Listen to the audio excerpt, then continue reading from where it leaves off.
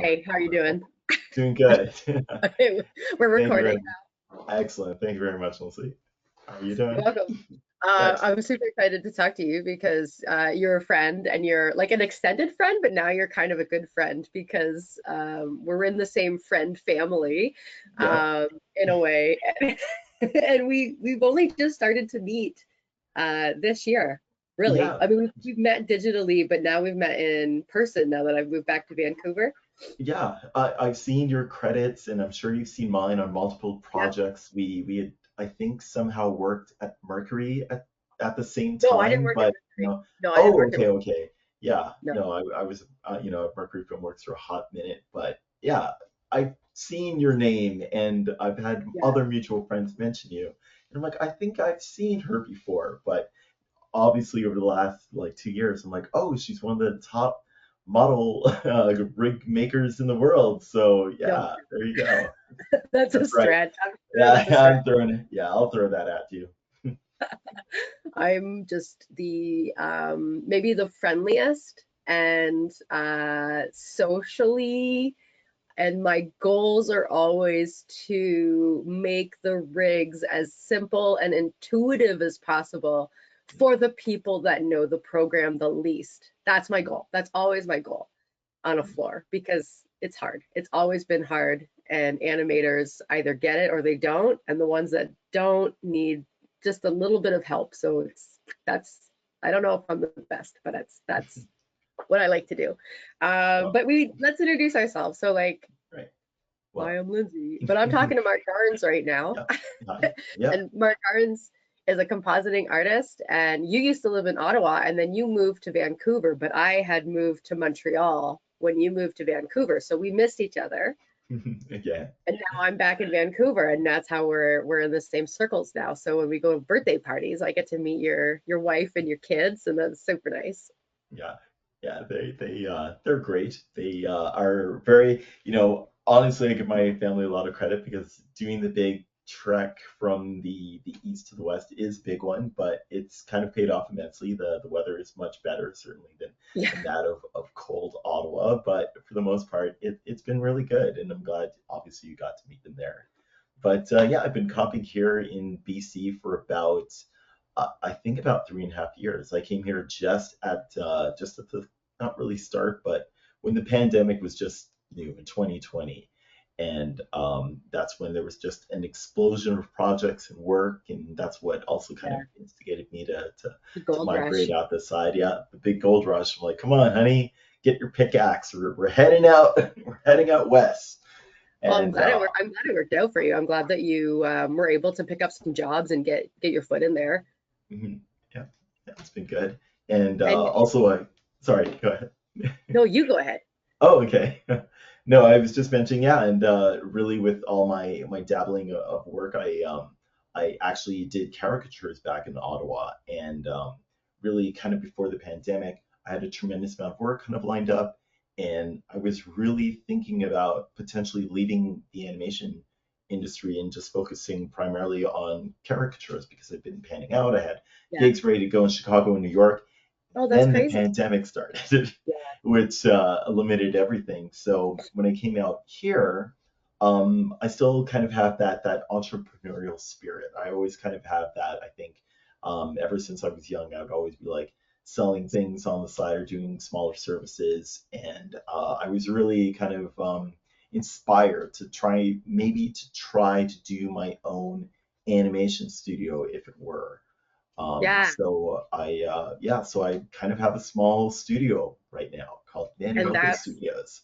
yeah, and that's exactly why I wanted to ask you to work in our freelancing month because yeah, Nani Moco Studios is something that we've kind of connected on a couple times. I've helped you on a project, and it's like starting Eat Your Peas. It's like there's a hustle. There's a Mhm. hustle. Yep. So I just really respect meeting somebody else that has been trying to work at something else like that big at that scope. It's very different than working in a studio and going to work every day. And yeah, it's a very different job. And so right before we started to record, you were telling me the origin of Nani Moco, and I had to stop because I was like, oh no, this is Ah, I already like I already know I want to know this, but you have to tell everybody. So what's the meaning behind Nani Moco? yeah, no, everyone always kind of asks me, so what is Nani Moco? Because in a Yeah. lot of ways, my wife is Japanese, and the term nanny means what, and Moco, because Moco almost kind of means like a puzzle, but actually it has nothing to do with the Japanese at all. It's actually more of a Caribbean expression. It's a term that my mother and father would use every once in a while, like, what set of Nani Moco work is this? Which obviously to that extent, whenever you would do maybe kind of a half-ass job, like if mom would ask you to clean your room and all you Hmm. do is take all your clothes and shove it under your bed, you'd come in and be like, what set of Nani Moco work is this? With their heavy accents. And in a lot of ways, I've always kind of interpreted Nani Moco as just, don't do a halfway job. Make sure it's thorough, make sure it's strong. Do the best that you can in the moment you have. And Hmm. my one of my partners and coworkers, Sean, his background is also Trinidad and Tobago, and I know Sean, kind yeah. of laughed. Yeah, we both kind of laughed about it. We're like, yeah, that would be a good kind of term to do it with, because we did want something to be intrinsically rooted to our background. So there you go. That's really funny because when I was a kid, I'm like embarrassed to admit this, and my mom laughs about it still. But when I was a kid, my job was to vacuum the living room every weekend, every Saturday morning. And it Mhm. was kind of like if the vacuuming wasn't done at a certain time, but I just hated having that chore. So what I would do is I'd take the vacuum out and I would run the vacuum through the living room to make the vacuum tracks. I think we've And all then I done would that get at on my some hands and time. knees and I would just pick up all of the like big dirt so that my mom couldn't tell. And then I put the vacuum back. And it was like, if you remember vacuums, they weren't the cordless. It Oh was yeah. like you had to like take the vacuum out, you had to extend the like suction hose part, and then Mhm. you had to hook up the things and you're dragging it around all the furniture. So it was a lot of work to To half-ass. fake. I appreciate all the hard effort in the attempt to make it look like you worked, because I think me and my sister have also been guilty of that as well. I think every child has, where parents won't know. I'll just drag this hose through and it'll look like I did it. I must have done a good job because I could go a couple weeks before my mom would start to be like, "Are you sure you vacuumed?" But I worked Uh, really, really hard to not do it. what set of Nanny Mocha work is this, Lindsay? Yeah, lesson learned. Now I had to, like as an adult, now I work I guess I work harder to do the right thing. And maybe that's what Eat Your Peas. I think that's what Eat Your Peas stands for. It's Right. kind of the opposite of Nanny Moco. Yeah. Okay, so that's really funny. I didn't know that, and I really like that you and Sean have that in common. That makes a lot of sense. That closes all the circles for me. But that's why I wanted to talk to you. Like we're talking about freelance this month and that hustle. We also want to make sure that we talk a little bit about compositing, Right. but there's not as many compositing jobs in the industry, like compared Mhm. to animation. So that's a big question. Like, how did you find work? Like, how did Sorry. you find compositing work? Well, the initial thing, when I thought to myself, all right, I will attempt to do that, because I'm not necessarily a strong animator. Um, Hmm. Sean is, and we also have another. We actually, I'd argue more my primary partner, Kendall Barat. They're both great animators. But for myself, in order to kind of get this off the ground, I knew that a lot of people during the pandemic, they wanted to create things and do things, in particular music artists. So I thought to myself, I think the quickest way of getting our name out there is to do lyric music videos, and that would Hmm. entirely be compositing, just utilizing Hmm. everything in After Effects, which I did. So I had a friend who's an artist. His name's Michael Laurent. He raps and performs, and I was completely unaware of this until I saw a post of that he had posted on Facebook. And I reached out to him immediately, just saying, "My God, I didn't know that you were a performer. Can I do a lyric video for you?" And he was more than eager to let me use or him offer me one of his songs. I did that. He loved it, and he had mentioned that he was performing kind of a mini concert back in Ottawa where I had the opportunity to meet a few other people. So I immediately grabbed a ticket, flew out to Ottawa. Again, my wife was very much like, "You're going to Ottawa?" And I'm like, "Yeah, because I want to meet other artists and obtain more work." And I traveled out that weekend, went to a concert, handed my cards out, shook hands with some people, and I got gigs from there. And then I just kind of kept mounting, kept building, kept making more lyric videos until I had a nice portfolio that Nani Moco Studios actually did stuff. We had content to showcase. Mhm. And then our next big venture was trying to get into animation. How could we start doing animation in that Yeah, regard? make that crossover. Yeah, really with that, we just ended up being very lucky meeting a client who was obviously in Alberta. So we were working remotely, and they really wanted to get an illustrated book of theirs animated and getting using it, coming up with a kind of a commercial or animating the entire book if possible. So we took the illustrations and we ended up using our motion graphic skills, slightly animating it, but again, utilizing compositing just to add kind of a bit of a polish, more of a shine, and they loved it. They immediately gravitated towards it and used it on so many different platforms, which really helped their book sales, which they in turn offered us yet another project to work on. And that one was called how oh my gosh, I'm gonna forget the name of that. How can I tell my bola was the first one, and the second one they want to showcase it over at the Agatha Museum in Toronto for a festival, which it ended up getting into one of the nominations, which is going to be showcased over in Dubai sometime in August. So Oh, we so ended up, that's like happening right now? yeah. Oh, It's congrats. That's yeah. awesome. So they again were always really happy and excited with the work that we did, and then immediately after that, really, it's always hustle. It's always trying to find another client. It's always knocking on doors, talking to Yeah. people. It's happened multiple times where you would meet somebody, they're happy with your work. You sit down, you formulate what they want. We have a budget, and then something will fall through. Either they're not able to acquire the funds, or they just kind of lose interest, or they just kind of realize that their investors want to do something else. It happens. It will happen to you more times than you'd ever like, and it can be very defeating. But again, you have to really start pushing through, especially after you start building this level of momentum. It's always key to just keep going and just forget that it fell through. Don't even carry it with you. Just focus on the next task. And we that's kind of how we ended up getting our third project, which you helped us out on, which is Jackie's Haven. Hmm. Jackie's Haven, we were very fortunate to meet our client, Tammy Tsung. I believe I may be pronouncing her name there. But we met her at Spark here in Vancouver, where they kind of showcase all the different 3D movies. And it was a friend of mine that just randomly started talking to her, and I started talking to her as well, just talking about what do you do, where do you work in.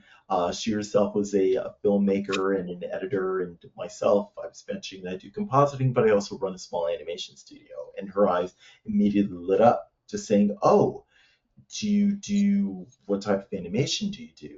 And I explained my background, and I showed her kind of my portfolio right there, and she expressed that they needed kind of 2D segments inside of a live Hmm. action film, this hybrid. And I said, "Yeah, we could completely do that." Knowing kind of in the back of my head, I'm not too sure if we can do that. Never, and let this be a lesson, kids. Always say you can do something, whether or not you can do it or not. Because Big thinking. really, it then becomes a bit of a learning experience. The project that they wanted to go ahead with, um, it wasn't just a simple animation that they wanted to do. They wanted it fused with live action, so they wanted the characters to have kind of a paper look. Just kind of a bit of a spoiler, but the character's name is Jackie, and they wanted it to slightly derive from Little Jackie Paper from Puff the Magic Dragon. So they thought that's why. Oh, Oh, yeah, they're like, oh yeah, so we want to have a construction paper, just kind of tying in with that, just to play on the child's imagination. So what we ended up doing, actually, if you want, I can show just a single frame of our animation, if possible. if you want, Would yeah, it of be course. okay? Yeah, okay. Well, here, let me You just. just share your screen. Oh, I don't believe I have the power or the ability to Hang on, do that. I have to give that to you. Where's the buttons? Where's the buttons? Is there audio? No, no, I could just Okay. show a single shot. There we are. And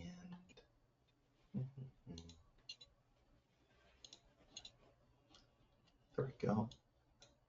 Ah, come on. Great. And can you see that? Yep. And with this one, we had our lovely rigger, Lindsay, provide this incredible build for us. And with this, we have several layers of compositing going on. Obviously, adding to the shadow, adding the texture on top of the animation, which we had done in Harmony, and of course, adding a nice depth of feel, really adding just kind of a photorealism to it that doesn't look overly real, but just kind of a nice little fusion with that. I'll just kind of slightly scrub through. I don't want to spoil too much there, Oh, but yeah, they did a wonderful job. Sean Harper, he did the animation for that, and the client absolutely loved it. Especially when the final product, which they're still editing, they're still adding the score and the soundtrack, but for the longest time they weren't too sure exactly how to do it. Their biggest concern was just the cost, which is one thing that I think we slightly pride ourselves over at Nani Moco, is that we're a very affordable studio. And secondly, just the ability to be as versatile as we try to be. They had been talking to 3D studios about that, and they, of course, were throwing them a bananas budget on that. And they yeah. tried doing it themselves through stop motion because they had a few animators in their field, and they weren't necessarily happy with that. But again, in the test footage that we ended up showcasing it, they're like, oh yeah, that's perfect. That's exactly what we want. Just go ahead and do that.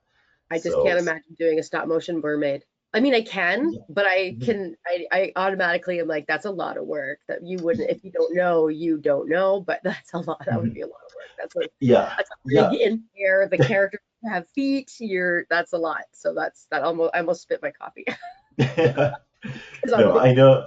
I myself know the I'm glad it difficulty worked out in for you. that. Yeah, no, it did really well. I think we ourselves were exploring more in Unreal.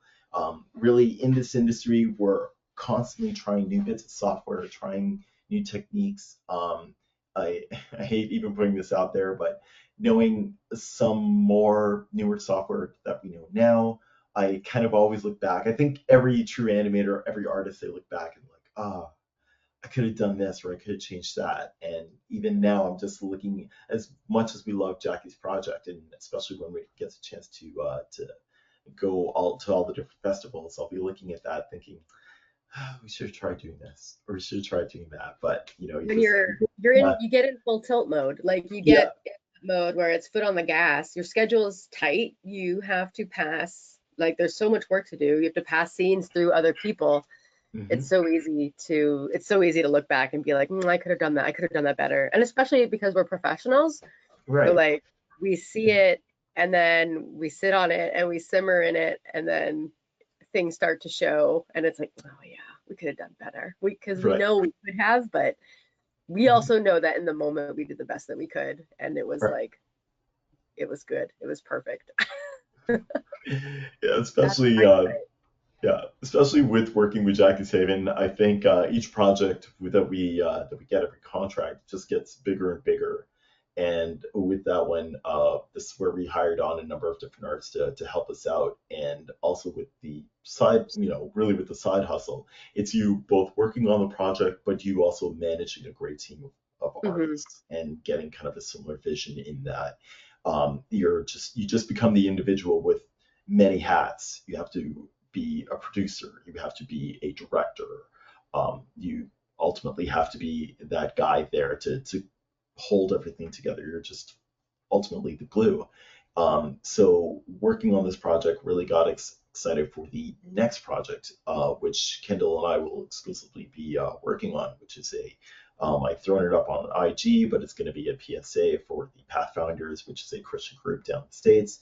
Because they kind of have, I don't want to say annual, it happens every 4 years, just kind of a big group where all the Christian Pathfinders kind of meet up, and the PSA, Kendall has done fantastic design work. I'll be doing the BGs, compositing, and uh, and just all ultimately bringing it all together. So this will be kind of a two-man job, and then we're hoping to get another project that one will expand to maybe a team of four, if not five people. So it keeps fluctuating depending on the size of the production. So we just kind of hope that the next one will be kind of a 20-man person, and Growth that one is slow. hopefully, yeah, Growth is hopefully slow. if it's gonna be there, yeah, gotta grow it slow. You Can't be jumping Do in. you have any advice for, do you have any advice for a compositing artist, a freelance artist who is looking for work?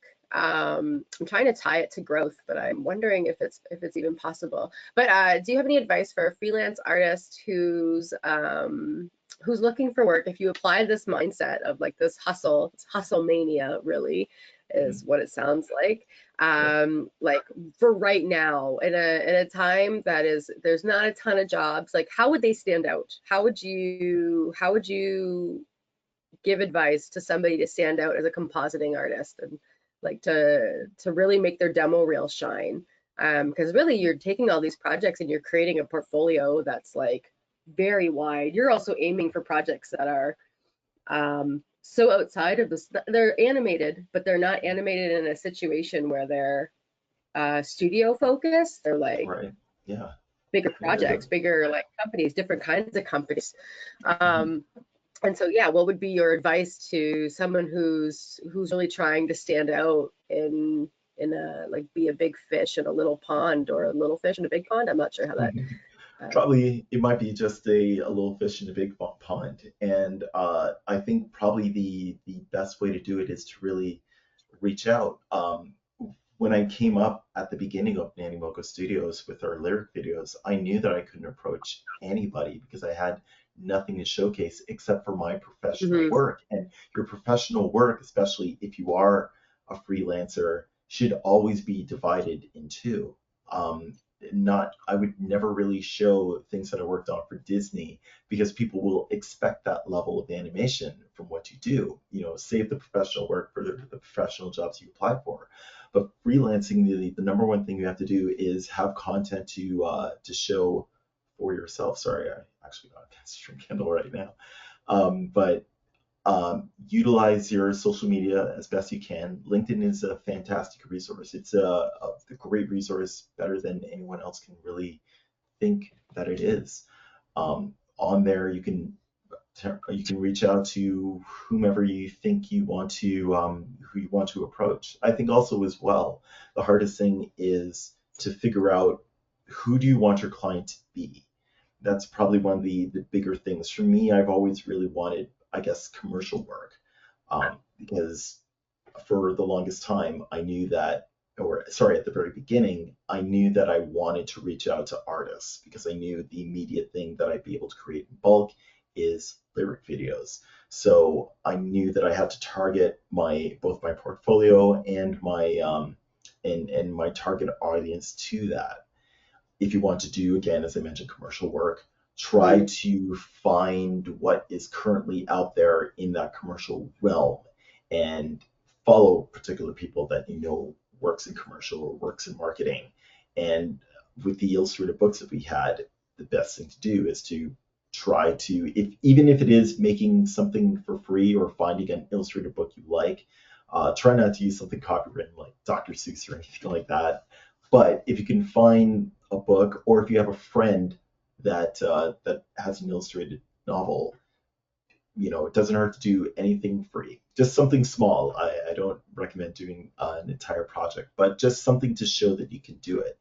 And that from there just build up. And as I stressed before, reaching out and talking to people never hurts. I've had many cold calls where I heard a story on CBC radio where it just kind of gave the story of vanilla.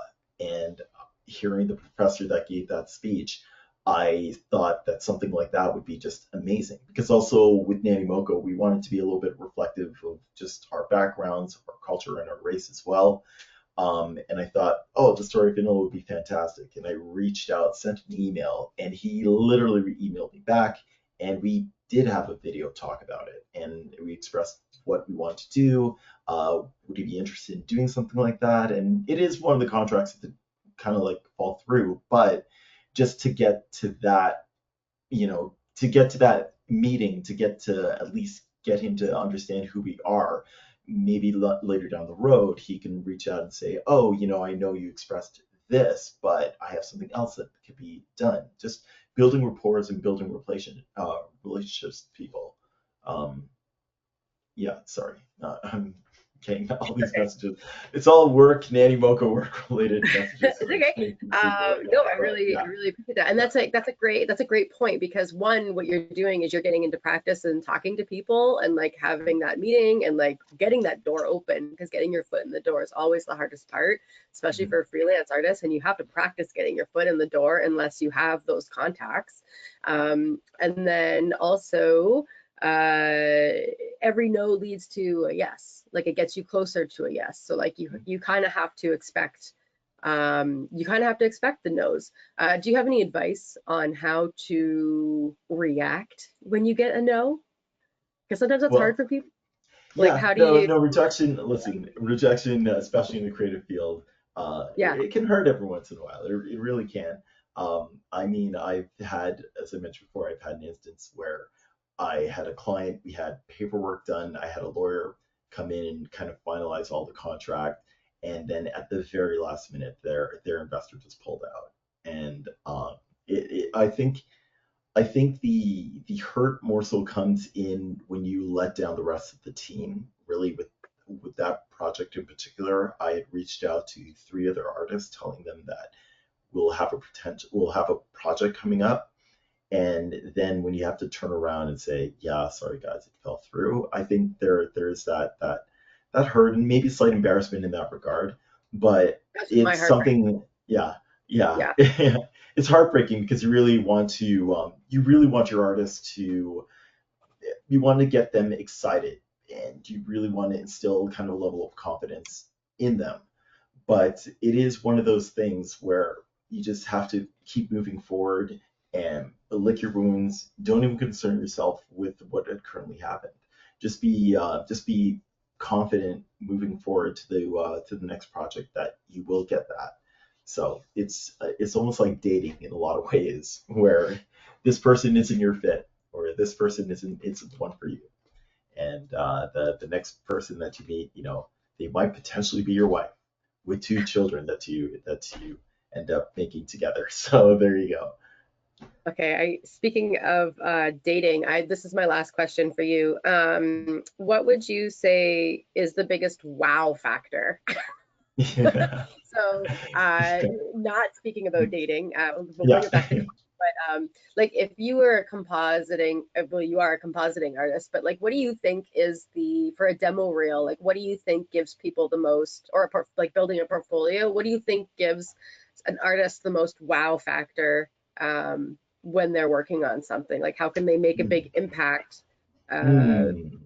by That's creating, they're like not a compositing trick. I don't think that I mean, there's millions of tricks, but everything hmm, comes with it's work. It's always work. So right. is there anything that somebody should develop that could contribute to that wow factor? I think the biggest thing is making something that hasn't been seen before. That's always one of the Mm, hardest things to. tell anyone else. But just like writing a story or presenting any level of art, if you have something very similar to something else, and this is no dig to Spider-Verse, but when Spider-Verse hit, it was unlike anything anyone had ever seen. And now you see nothing but people feel like Spider-Verse, feel like Spider-Verse. Yeah. If you can Yeah. generally create something that is just radical, and that's a very tall ask of anyone, of like make something that no one else has seen before. And I think what it is, I think you need to appease to what you generally like. I think Mhm. people that don't necessarily like their own style don't realize that there is gold in your uniqueness. A style that you necessarily try to imitate might be the style that's more appealing to other people. You just don't necessarily know how to market it or showcase it a particular way for it to really kind of stand out. Again, Mhm. getting back to the whole Spider-Verse thing, I am certain they have that those people have loved dot matrix shadows, and that style has been implemented since kind of the birth of it. You know, you have Andy Warhol using it in his art. It's not anything new at all, but it was utilized completely uniquely. It was That's fused to a actually whole bunch of other things. the dot artwork that you speak of was actually Roy Lichtenstein, who was like they would be around the same time pop art, but that's my favorite artist that you Yeah, are. That's there. my favorite, and that I loved him and his work before I got into animation, and Mhm. I just like it was like when I got into animation, it felt like that was the click. Like I was like, oh, it was always here. Like in my love in this work, my love in this work, and we won't go there. But yeah, you're 100% right. Like when I worked at Toon Boom, Klaus changed the way animation was made and like how Right. textures were recreated in cartoons. And I think Mhm. that we're still in that texture craze a little bit. Yeah. But I don't think people are chasing the Klaus effect anymore because they realized how much work actually went into that Yes. movie. Yeah, you're right. It's play. I think when you're chasing something that you like, you're playing with the software and you're not afraid to make mistakes. You're not afraid to put it out there and show people, and that's a powerful move. If you can have fun and play in the software, that's how you get into innovation. So Yeah. that's my Abs- that's my opinion on it. Yeah. Absolutely. No, I agree with that entirely. All right. Well, I don't want to take any more of your time. I really appreciate talking to me today. This was like super thorough, and I know I'm excited to see Jackie's Haven because I haven't quite seen the final Yeah. clip of it yet, and like I'm excited to hear like with the audio and obviously the immersive experience. But Mhm. thank you so much for this, and have a wonderful day. Yeah. Thanks so much for having me on. So, take care. You're welcome.